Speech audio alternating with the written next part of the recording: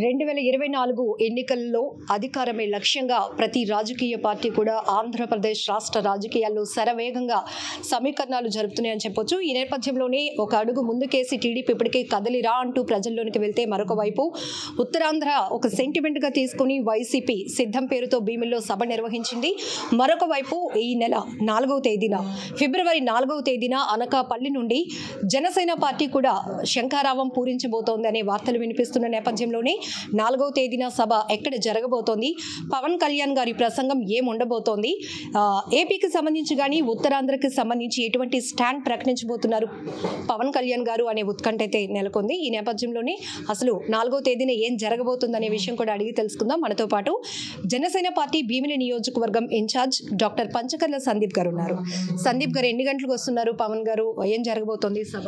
కీళ్ల నొప్పులు, ఊపిరితిత్తుల సమస్యలతో బాధపడుతున్నారా? RNC super speciality hospital, Chintal Kutbullapur. ముందుగా నమస్కారం మేడం. ఇప్పటికే మీకు తెలిసిన విషయం ఏంటంటే ఉత్తరాంధ్ర పైన జనసేన పార్టీ అధ్యక్షులు శ్రీ పవన్ కళ్యాణ్ గారు ప్రత్యేక దృష్టి సారించడం జరిగింది.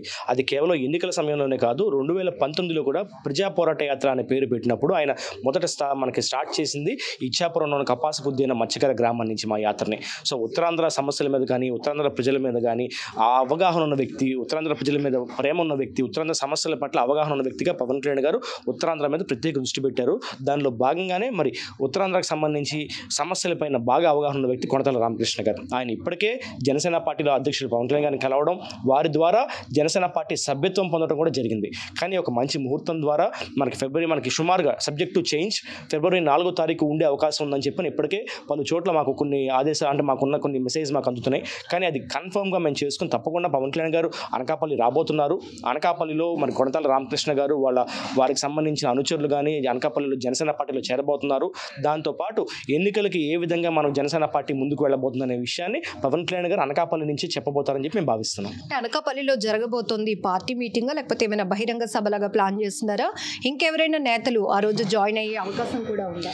మీకు అనకాపల్లిలో జరిగేది ప్రత్యేకంగా కొనతాల రామకృష్ణ గారికి సంబంధించి ఆయన చేరిక సభ. అదేవిధంగా ఉత్తరాంధ్ర సమస్యలపై, ఎందుకంటే సమస్యల గురించి తెలిసిన నాయకులు కాబట్టి ఉత్తరాంధ్ర సమస్యలపై ఆయన ప్రస్తావిస్తారు. దానికి అనుగుణంగా పవన్ కళ్యాణ్ గారు కూడా జనసేన పార్టీ ఉత్తరాంధ్ర పట్ల ఉండే స్టాండ్ని ఆయన ప్రకటించబోతున్నారని చెప్పి మాకున్న సమాచారం ఇప్పటివరకు కూడా. ఆయనతో పాటు కొనతాల రామకృష్ణ గారితో పాటు ఆయన అనుచర గణం కూడా ఆ రోజు చేరబోతున్నారని చెప్పి మాకు వచ్చిన సమాచారం మేడం. అంటే ఆ రోజు జరగబోయే పార్టీ క్యాడర్ మీటింగ్ ఉత్తరాంధ్రకు సంబంధించినటువంటి పార్టీ నేతలంతా హాజరు కాబోతున్నారు. తప్పకుండా మేడం, ఎందుకంటే మాలోకి ఒక మాజీ మంత్రివర్యులు, సబ్జెక్ట్ ఉన్న వ్యక్తి, చాలా సౌమ్యులు, ఉత్తరాంధ్ర సమస్యల మీద బాగా అవగాహన ఉన్న వ్యక్తి చేరుతున్నారన్నప్పుడు సాధారణంగా స్వాగతించడానికి ఉత్తరాంధ్రకు సంబంధించిన ప్రతి ఒక్క నాయకులు, ఎందుకంటే మాకు ఇప్పటికే మండల కమిటీలు, వార్డు కమిటీలు, బూత్ స్థాయి కమిటీల వరకు మేము చేరుకున్నాం కాబట్టి అందరి సహకారంతో వాళ్ళందరి ప్రెజెన్స్లో ఈ చేరికలు జరిగితే బాగుంటుంది ఉద్దేశంతో మేమందరం భావిస్తున్నాం. ఈ సభ ఎప్పుడు జరిగినా కూడా మేమందరం అనకాపల్లికి వెళ్ళి సాధారణంగా పవన్ కళ్యాణ్ గారిని స్వాగతించి అదేవిధంగా కొనతాల రామకృష్ణ గారి చేరికను కూడా మేమందరం దగ్గరుండి విజయవంతం చేస్తామని తెలియజేస్తున్నాం. ఈసారి ఎన్నికల ద్వారా రాష్ట్రంలో ఒక మార్పు తీసుకురావాలి, వైసీపీ వ్యతిరేక ఓటు చేయకుండా ఉండాలనే ఒక మంచి ఉద్దేశంతో టీడీపీతో కలిసి వెళ్తున్న పరిస్థితులు అని చెప్పి పవన్ గారు అనౌన్స్ చేశారు. అయితే ఇప్పుడు జరుగుతున్న లేటెస్ట్ అప్డేట్స్ ప్రకారం కొంత పొత్తు ధర్మాన్ని పాటించకపోవడం వల్ల ఇద్దరి మధ్య సఖ్యత లేదు, ఇలాంటివి కూడా అధికార పక్షం నుంచి కావచ్చు, కాంగ్రెస్ పార్టీ నుంచి కూడా విమర్శలు వస్తున్నాయి. దీన్ని ఎలా క్లారిటీ చూడాలంటారు మేడం? సఖ్యత అనేది ఈరోజు మరి మనకి జగన్ గారి కుటుంబంలో ఉందా మేడం? వారి సొంత చెల్లె బయటకు వచ్చి ఈరోజు మా అన్నయ్య జగన్మోహన్ రెడ్డి గారు నాకు అన్యాయం చేశారని చెప్పి అన్నారు. మరి సొంత కుటుంబంలోనే వాళ్ళకి సఖ్యత లేనప్పుడు వాళ్ళకి పచ్చకామర్లోడికి ప్రపంచం అంతా పచ్చగా ఉన్నట్టు ఎవరిని చూసినా కూడా అంతా కూడా కలహాలు ఉన్నాయి, వాళ్ళ మధ్య గొడవలు ఉన్నాయి, వీళ్ళ మధ్య గొడవలు ఉన్నాయని అనిపిస్తుంది. అది సహజం, ఎందుకంటే ఆయన ఒక హాలజిస్ట్లోకి వెళ్ళిపోతున్నారు.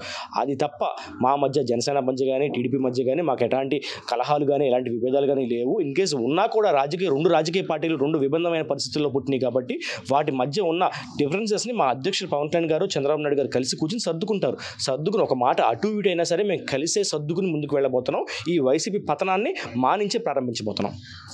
చంద్రబాబు గారు ఒక నిర్ణయంతో ఒక క్యాండిడేట్ని ప్రకటించిన తర్వాత దాన్ని సెటరికల్గానే పవన్ కళ్యాణ్ గారు తీసుకున్నారు.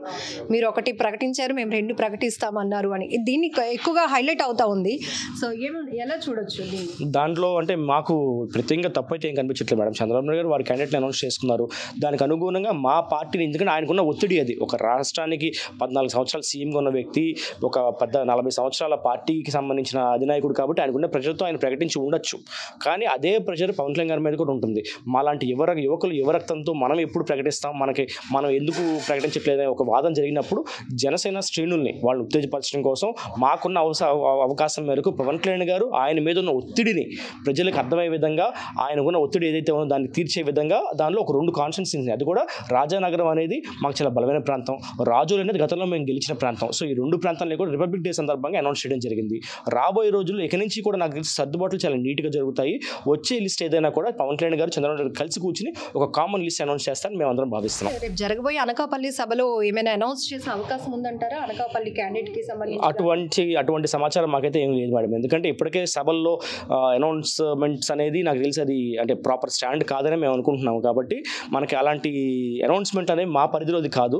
డెఫినెట్గా అలాంటి అనౌన్స్మెంట్స్ ఏమైనా ఉంటే కనుక చంద్రబాబు నాయుడు గారు పవన్ కళ్యాణ్ గారు కూర్చుని పత్రికాముఖంగానే అలాంటి లిస్టులు రిలీజ్ చేస్తారు. ఈ లోపు ఏంటంటే కొన్ని ఫేక్ లిస్టులు అవి టీడీపీ తరపు నుంచి మా తరపు నుంచి వస్తున్నాయి. దయచేసి వాటిని నమ్మద్దు అని మేము ప్రజల్ని కోరుకుంటున్నాం. ఎందుకంటే అభ్యర్థి ఎవరు అని ప్రకటించారు జనసేన పార్టీ నుంచి అధ్యక్షులు పవన్ కళ్యాణ్ గారు, టీడీపీ నుంచి చంద్రబాబు నాయుడు గారు. వారి నుంచి అధికారికంగా ప్రెస్ ద్వారా వచ్చేంత వరకు కూడా ఎటువంటి అపోహలను నమ్మొద్దని చెప్పి తెలియజేస్తున్నాం.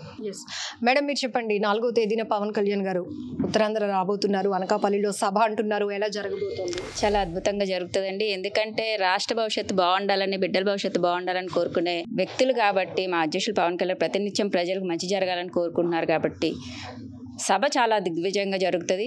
వచ్చిన మా కొనతల రామకృష్ణ గారు చాలా మచ్చలేని వ్యక్తి. అలాంటి వ్యక్తి రావటం మాకు ఎంతో గర్వకారణంగా ఉంది. ఇంకెవరైనా వచ్చే అవకాశం ఉన్నట్టు మీకు కనపడుతోందా? తప్పకుండా అండి. రాష్ట్ర భవిష్యత్తు బాగుండాలని కోరుకునే ప్రతి ఒక్కరు పార్టీకి రావడానికి సిద్ధంగా ఉన్నారు. ఎంతమంది రావడానికి సిద్ధంగా ఉన్నారు అన్నది త్వరలో మీకు అందరు చూస్తూ ఉంటారు. రానున్న ఈ ఫిబ్రవరి ఆఖరికల్లా మీకు అన్నీ తెలుస్తూ ఉంటాయి. జనసేనలో క్యాడర్ లేరు, క్యాండిడేట్స్ లేరు, అందుకే ఆలస్యం చేస్తున్నారు అనే విమర్శలు ఎలా చూస్తారు? మేడం, అవన్నీ కేవలం విమర్శలకు మాత్రం పరిమితం. నిజంగా కనుక వైసీపీ క్యాండిడేట్స్ ఉంటే భీమిలిలో సిద్ధం యుద్ధం అని చెప్పి మాట్లాడిన వాళ్ళు వాళ్ళ అభ్యర్థి ఎందుకు ప్రకటించుకోలేకపోయారండి? భీమిలిలో భయం. ఎక్కడ అవంతి గారిని మళ్ళీ తిరిగి క్యాండిడేట్ అంటే ఓటు ప్రజలు వెళ్ళిపోతారేమో, సభలో ఉన్న వాళ్ళు వెళ్ళిపోతారేమో అని చెప్పి భయం వాళ్ళకి. సో కాబట్టి వైసీపీ వాళ్ళకి వాళ్ళ క్యాండిడేట్లు వాళ్ళు చూసుకోమనండి. 151 సీట్లు వచ్చినా కూడా మళ్ళీ తిరిగి అదే స్థానాల్లో అదే అభ్యర్థులు పోటీ చేయించలేక ఆ అభ్యర్థుల్ని మార్చుకుంటూ అక్కడ వాళ్ళని ఇక్కడ వాళ్ళని అక్కడ చెత్త ఇక్కడ ఎలా పనికొస్తారండి? ఒక దగ్గర చెత్త ఇక్కడ మాకు బంగారం అయిపోతారని చెప్పి ప్రజలు అడుగుతున్నారు. కాబట్టి ముందు వాళ్ళ అభ్యర్థులు వాళ్ళు చూసుకోమనండి. మా దగ్గర చాలా సంపూర్ణంగా మాకంటూ మా వార్డు వ్యవస్థ కానీ, మా మండల వ్యవస్థ కానీ, మా గ్రామ కమిటీలు కానీ, మా బూత్ కమిటీలు కానీ మాకు ఉన్నాయి. సరైన సమయంలో అధ్యక్షులు పవన్ కళ్యాణ్ గారు, అదేవిధంగా టీడీపీ అధ్యక్షులు చంద్రబాబు నాయుడు గారు అభ్యర్థులు ప్రకటిస్తారు. భీమిలికి అవంతి ఏం చేయలేదంటారా? మీరైతే ఏం చేస్తారు? మేడం, ఇప్పటికే భీమిలిలో కనుక అవంతి గారు నిజంగా చేసి ఉంటే పంచగ్రామాలకు వెళ్ళినప్పుడు మహిళలు మీకు హారతి పళ్ళాలతో స్వాగతం పలికేవాళ్ళు, చీపుళ్ళు కర్రలతో స్వాగతం పలికేవాళ్ళు కాదు. ఇప్పటికే 4వ వార్డు మీకు మంగమారిపేట, కాపులపాడ, చాపలపాడ ప్రాంతానికి వెళ్ళినప్పుడు చెప్పులను ఒక తాడు కట్టి అడ్డంగా వాళ్ళకి మా గ్రామంలో నువ్వు రావద్దు అని చెప్పి చెప్పులు దండ కట్టారు అవంతి గారు వచ్చినప్పుడు. ఇవన్నీ కూడా మరి ఏ విధంగా ఆయన అన్ని చేస్తుంటే కనుక ఏమైనా ఎదురయ్యేవో ఆయనకి? నేటి వరకు కూడా భీమిలిలో ఇప్పటివరకు నేను చెప్పిన ఏ సమస్య అయినా పరిష్కారం జరిగిందా? పర్యాటక శాఖ మంత్రిగా ఉన్నారు మేడం. ఆయన గెలిచినప్పుడు మేము చాలా గర్వపడ్డాం. పోన్లే అలాంటి వాళ్ళని ఓడిపోయినా కూడా అవంతి గారు గెలిచారు, ఆయనకు పర్యాటక శాఖ వచ్చింది. భీమిలిలో ఉన్న పర్యాటక ప్రాంతాలకి మనకి మంచి రోజులు వచ్చాయి. స్థానికంగా మత్స్యకార యువతకి మా టూరిజం పరంగా ఉద్యోగాలు వస్తాయని మేము భావించాం. కానీ శూన్యం. ఒక్కటంటే ఒక వ్యక్తికి టూరిజంలో ఉద్యోగం ఇవ్వలేకపోయారు, ఒక టూరిజం ప్రాంతాన్ని డెవలప్ చేయలేకపోయారు. వాళ్ళ ఇంట్లో వాళ్ళ కుటుంబ సభ్యులకి మాత్రం అధికారికంగా కార్పొరేటర్లను జోనల్ అధ్యక్షులు చేసుకున్నారు తప్ప ప్రజలకి చేసింది ఏమీ లేదు ఆయన. సో కాబట్టి డెఫినెట్గా భీమిలి ప్రజలు ఈ 5 ఏళ్లుగా ఎవరైతే ప్రజా సమస్యల మీద పోరాడుతున్నారో, ఎవరైతే వాళ్ళ కోసం నిలబడ్డారో, ఎవరైతే పరిగెత్తగలుగుతారో రేపు, ఎవరినైతే కేవలం చప్పట్లు మాత్రమే కాదు చొక్కాలు పట్టుకుని కూడా మేము అడగగలం అని చెప్పి భావిస్తారో అలాంటి వ్యక్తులను రేపు గెలిపించిపోతున్నారు భీమిలి ప్రజలు. సో అనకాపల్లిలో 4వ తేదీన పవన్ కళ్యాణ్ గారి సభ జరగబోతోంది. ఇది అధికారికంగా కాంగ్రెస్ సీనియర్ నాయకులు అలాగే జనసేన పార్టీలో రీసెంట్గా చేరినటువంటి మాజీ మంత్రి కొనతాల రామకృష్ణ గారి చేరిక సభ మాత్రమే. అయితే కీలకంగా ఉత్తరాంధ్ర నుంచి జనసేన పార్టీ నేతలంతా కూడా తరలి రాబోతున్నారు. ఒక మంచి దిశానిర్దేశం కూడా పవన్ కళ్యాణ్ గారు చేయబోతున్నారు అని అయితే చెప్తున్నారు జనసేన పార్టీ నాయకులు. కెమెరా పర్సన్ శేఖర్తో లక్ష్మి, సుమన్ టీవీ, వైజాగ్.